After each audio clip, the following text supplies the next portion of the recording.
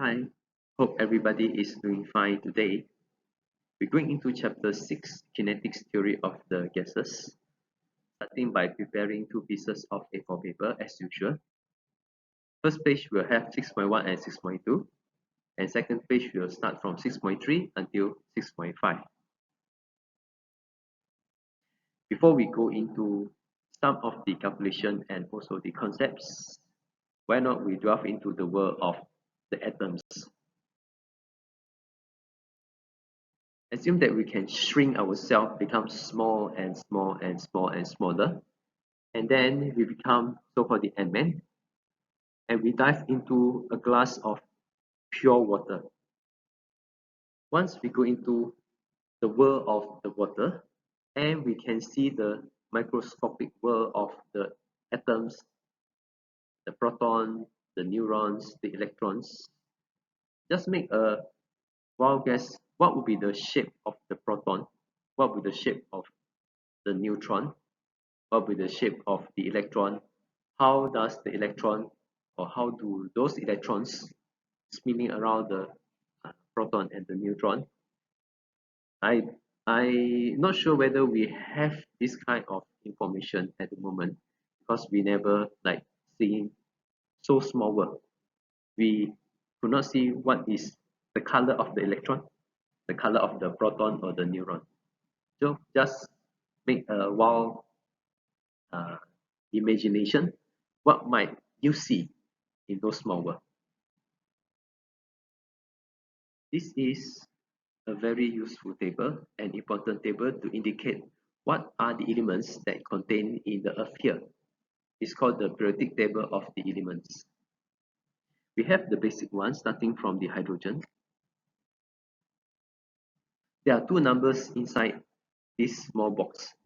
The first one is indicate 1. It's called the atomic number. When it says 1 means that the hydrogen contains only one proton. And then we have another number, 1.008. This will be the weight, the relative weight of the hydrogen atom. Why we have like 0.008? Most possible is the weight of the electron. So for this hydrogen, since the weight is 1 to 1.008, it means that it only contains the proton and the electron. There is no neutron inside the hydrogen element here. Is there any way that we can guess how many atoms if we are given a weight of the hydrogen or a weight of the carbon or a weight of the oxygen? For example, we go to shopee.com.my and then there's a seller selling the carbon, and then it says that, oh, I'm selling 12 grams of carbons at RM1 ringgit. Then we bought the carbon, 12 grams of carbons, and we want to guess inside these 12 grams of carbon how many atoms contain. Can we know? Yes, it depends on the carbon here. What would be the weight of the carbon? It is 12.011. Means that if we're buying 12 grams of carbon, we're going to get 1 mole of carbon. 1 mole means that there will be a total of 6.022 times 10 power of 23 carbon atoms we're going to get. How about for the oxygen? So we click add to cart the 60 gram of the oxygen. Oxygen is here. 16 quite close to 15.999. Assume that is 16. Means that when we are buying 60 grams of the oxygen, we are getting 1 mole of the oxygen. 1 mole means that 6.022 times 10 power of 23 oxygen atoms that we're going to get. This is the Avogadro numbers. Avogadro number says that if we have 1 mole of the substance, we're going to get and always getting this total number of the atoms. We're going to one of the problem, 6.2. Let us take a deep breath. Once we breathe in, assume that we are getting 5 grams of the air into our lung.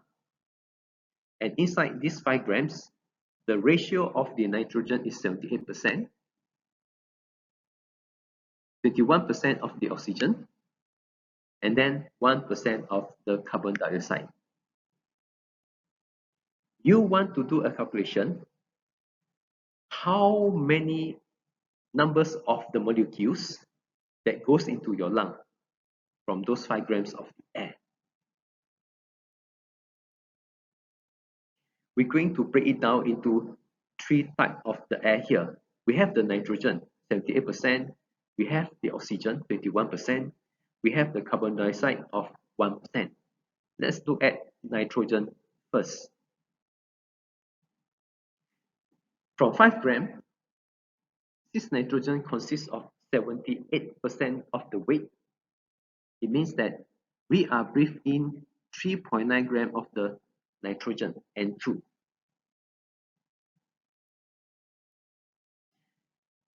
Before we know how many mole that we breathe in, we need to make a ratio between the actual 1 mole versus the breathe in 1 mole. The breathe in mole. 1 mole of the nitrogen, since we have the N2, means that when we look at periodic table, N equals to 14 grams. N2 means that 14 plus 14 grams, there will be a total of 28 grams equals to 1 mole. So 1 mole also represents 6.022 times 10 power of 23 small units, small numbers of those nitrogen molecules. Now we want to find the actual mole that we breathe inside. Once we know the actual mole, the ratio of the mole, we can convert into the numbers. Total that we breathe in equals to 1 mole times the ratio between this mole. So we breathe in 3.9 grams over 28 grams, representing 1 mole. So we are getting this number of those molecules, nitrogen molecules, goes into our lung. Next, can you calculate total of the molecule goes into our lung? Use the same process and see whether you can come up with how many moles of the oxygen molecules.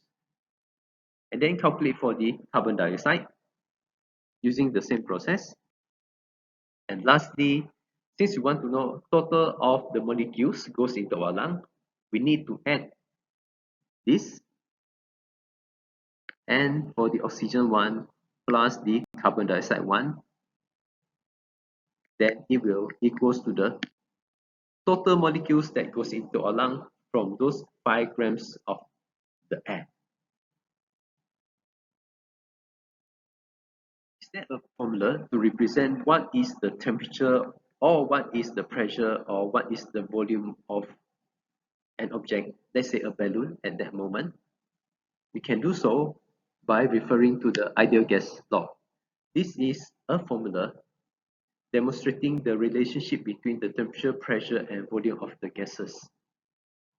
It is represented by this general formula. T equals to the pressure, V is the volume, N is the number of the gas mole, R will be the ideal gas constant, which is fixed, and T is the temperature and measured in the Kelvin. We have a balloon. Let's say at 9 o'clock, we come and we check the pressure is 2 Pascal. And after 5 minutes, we go to the toilet and come back. We found that the pressure increases to 3 Pascal. Is there any way we can know what causing the increment of the pressure? We can go back to the formula and then we check what had been changes. Is it the temperature increases causing the molecules start to move rapidly and expanding try to expand itself. However, this balloon is very rigid and it's not expanding. It's not become bigger, larger. So the volume is fixed, causing the pressure internally increases.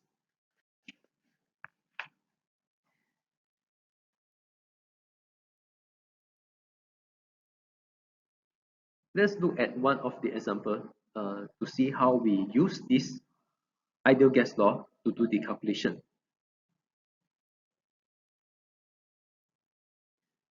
For the case that at 9 o'clock until 9:05, when the n, the numbers of the molecule inside, for example, the balloon, is the same.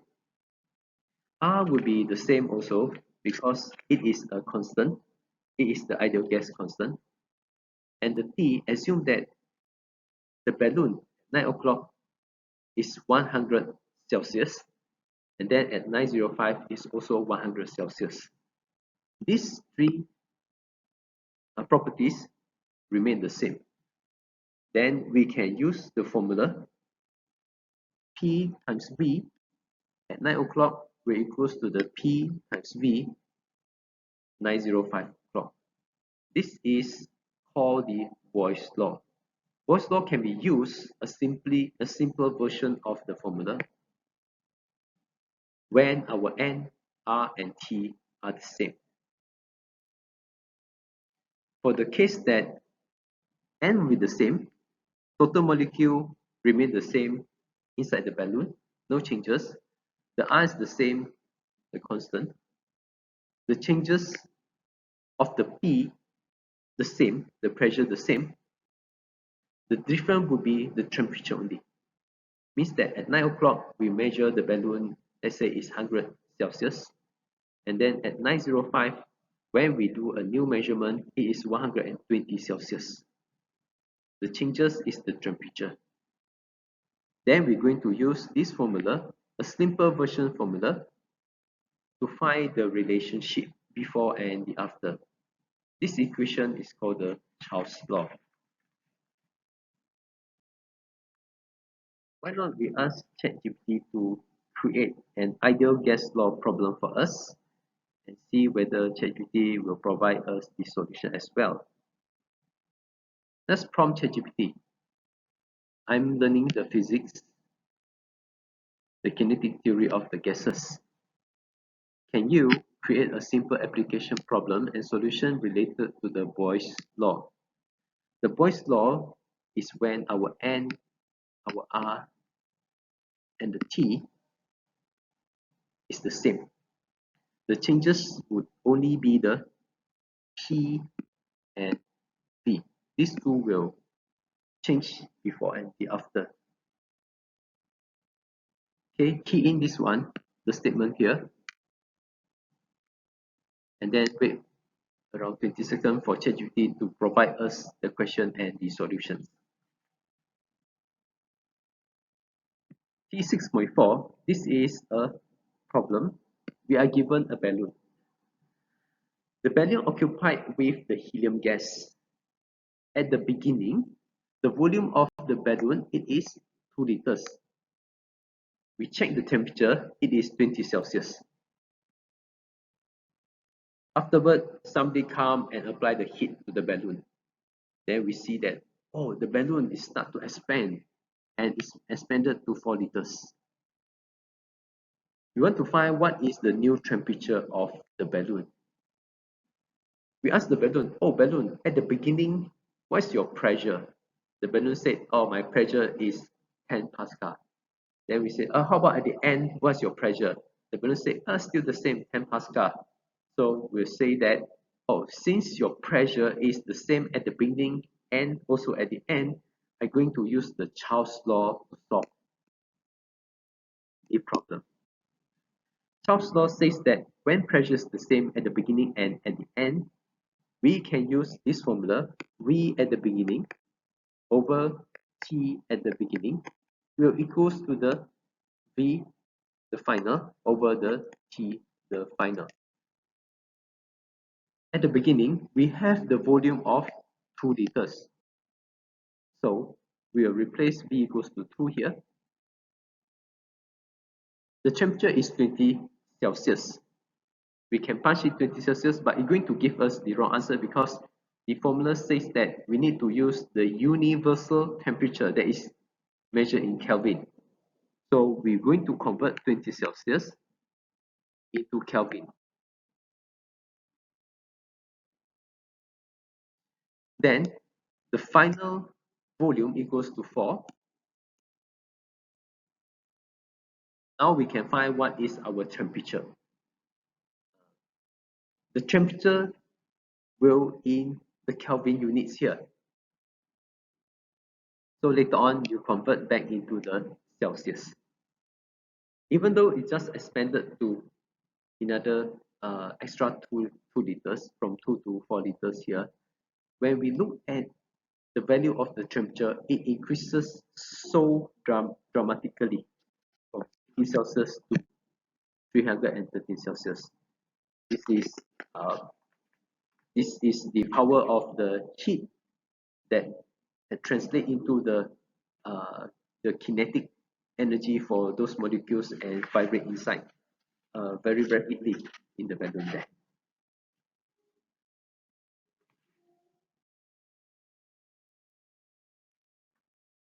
Just now we can find what is the pressure, the temperature, and the volume. Is there any way that we can calculate what is the energy contained inside an object, the balloon there? Yes, there's a formula to show us the kinetic energy that exists inside the balloon. This kinetic energy will say something about how fast the molecule move inside this balloon. In order to calculate the kinetic energy for each of the molecule averagely, we're going to use the formula here. The kinetic energy of the molecule equals to 3/2 times the K times the temperature at that moment. So the small k represented by the Boltzmann constant. This is the value that always the same.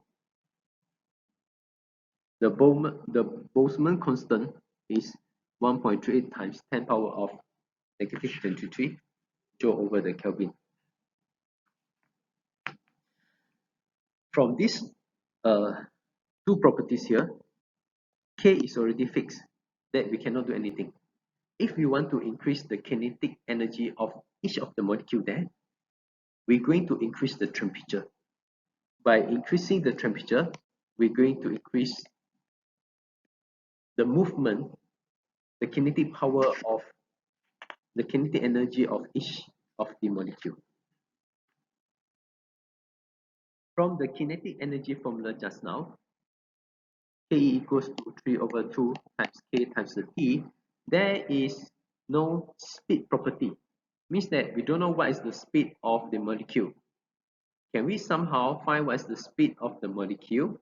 We can do so, yes, by using the relationship between the kinetic energy formula to the general kinetic energy formula. Let's check one by one. 3/2, there will be no problem. K will be the Boltzmann constant with no problem. T will be temperature at that moment. When we look at the problem given here, we are given the temperature is 900 degrees Celsius. Later on, we need to convert into Kelvin. Then 0.5, no problem. M will be the weight of one nitrogen molecule. This is a problem. We need to do some kind of calculation to know what is the weight of one nitrogen molecule at that moment. And v square, this is the velocity. It's no issue because this is the unknown that we want to calculate. So in order to solve this problem, we need to find what is the weight of one nitrogen molecule. Find the weight of one nitrogen molecule. After that, we start to calculate what's the speed of the nitrogen molecule when the condition is 900 degrees Celsius. In order to find one nitrogen molecule, so we need to consider what would be the mass of 1 mole of the molecule, there'll be 1 mole will equals to 28. So in order to find 1 pieces of the molecule, so later on you follow the step given here.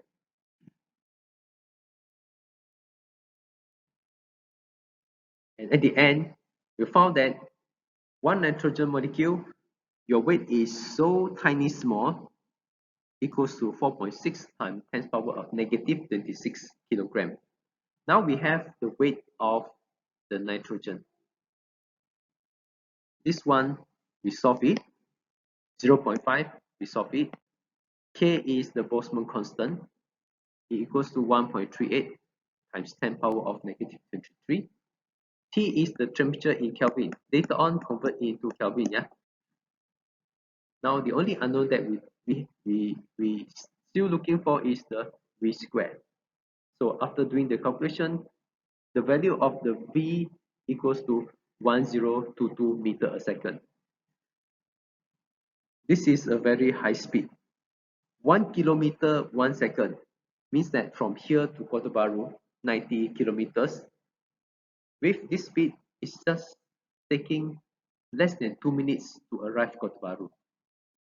So when we have the balloon, and then the temperature of that balloon, the air temperature of the balloon is 900 degrees Celsius, we must be careful because the speed of that particular nitrogen molecule is as fast as 1 kilometer per second.